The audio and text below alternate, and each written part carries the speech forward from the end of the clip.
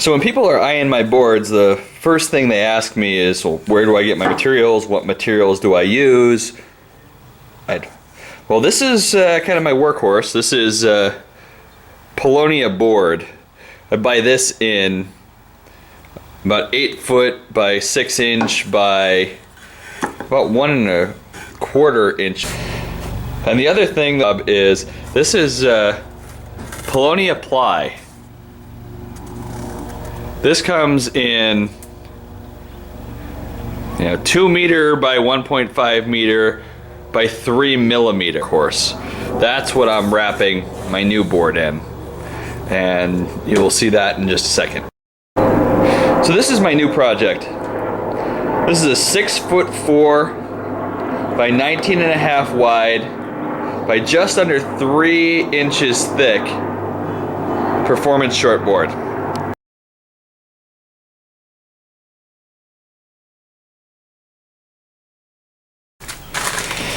So here you go. These are my workhorse templates.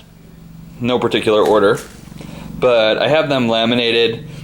If you have a shape and design that works for you, I know some people use real high-end computer programs and it makes life a lot easier than what I'm doing here, but I'm shaping boards in my garage.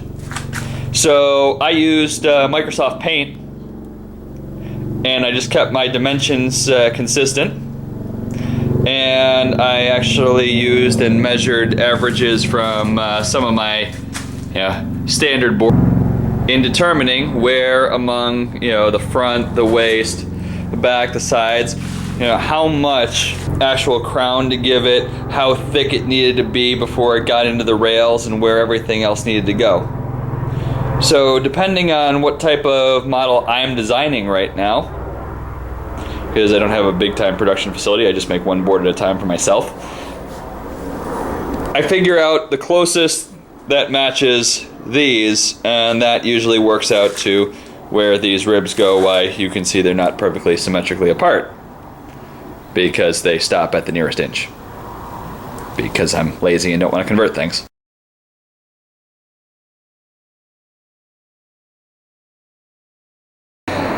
So I make a middle stringer that's a profile. And obviously I cut holes in it for weight reduction.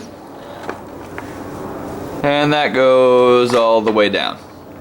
I attach into it, depending on the size, a number of ribs. I try to keep them between 6 and 10 inches apart, and in weight bearing areas, like as I go back here towards the back, you can see I got 1, 2, I actually have 3, 4 right into the areas where my feet go. So I've now finished the rough shape, finished the gluing, kind of done a clean up rough sanding, get the shape right for this board. I've also added a thin layer of lacquer. Now with the 3 millimeter paulownia ply, it's going to add some rigidity, and it also looks really nice. Now with this being a hollow board, that extra strength without a lot of weight is going to be really important.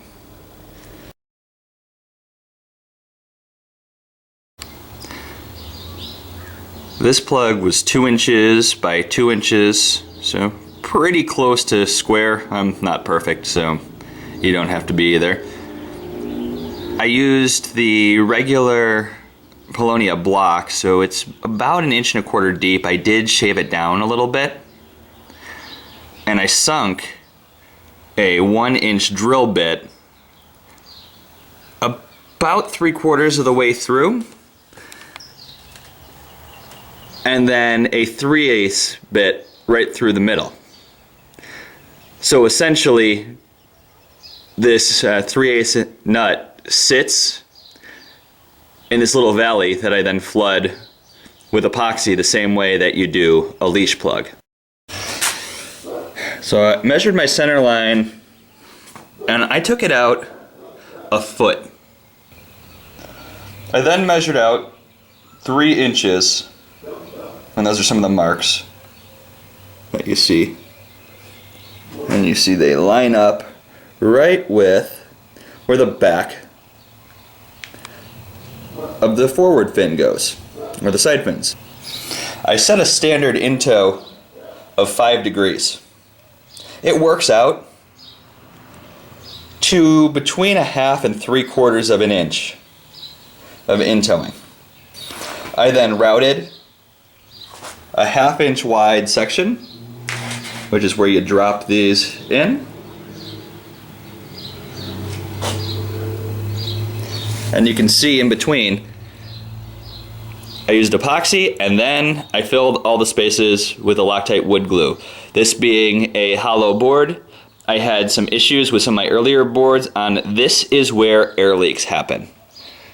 So this time, I epoxied it, I wood glued it, I glassed it, and I hot coated it in. There is nothing getting through here.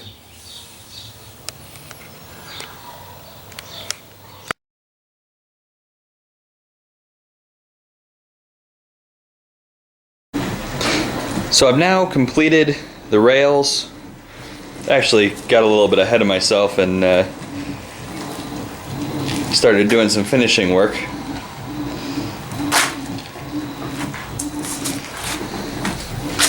I strapped that in. I got a little bit of a channel working here. I didn't intend on that, but I had to do what I had to do to make sure that this hollow board is going to be airtight.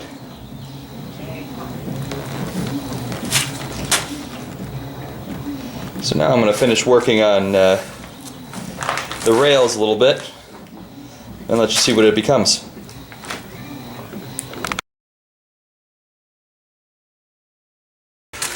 And it looks like I'm a little bit off in the tail, so I'm going to have to take that down.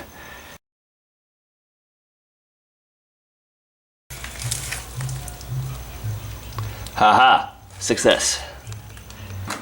Now I've got the board draped out in some 6-ounce S-glass. I like the 6-ounce glass for the hollow boards because of the extra strength with the really tight weave. I've got it as smooth as I could get it. I'm going to let it settle for a couple of minutes, and then we're going to light this off.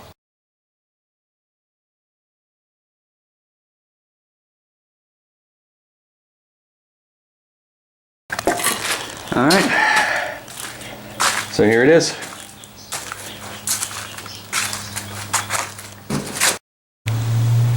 So I mix up the hot coat and I'm going to apply it with a brush. You're supposed to brush at 45 degrees to the longitudinal axis or the stringer of the board. So you're going to see me do that here in a second.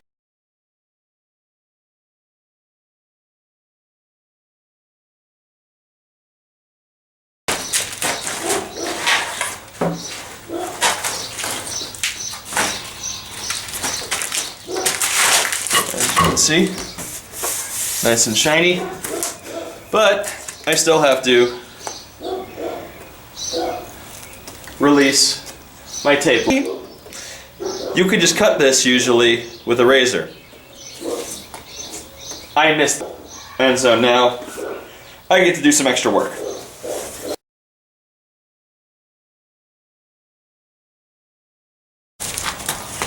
So one part you guys didn't get to see was 2 hours of me sanding all the way from 60 grit down to 1000 grit to do the finish sanding.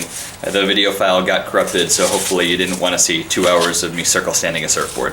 I hope you found this video helpful. I appreciate any comments or feedback that you may have. But now it's time for me to get changed. And as soon as this is dry, I'm going to surf.